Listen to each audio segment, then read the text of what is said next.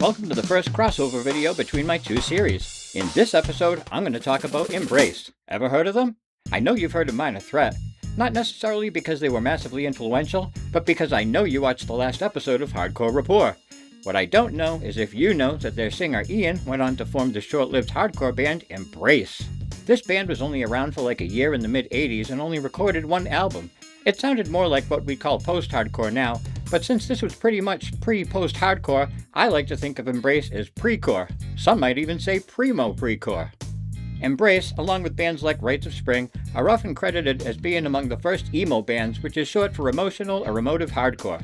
But Ian Mackay never embraced that label, and neither do I. When I think emo, I think whiny wimps wearing all black singing about what losers they are. But Embrace, I think of as a progressive band that pushed the boundaries of hardcore.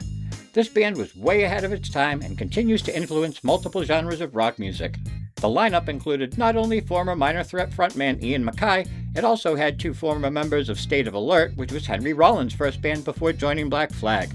While there's no denying that Embrace's lyrics are more personal than bands like Minor Threat and SOA, they definitely fall under the umbrella of hardcore.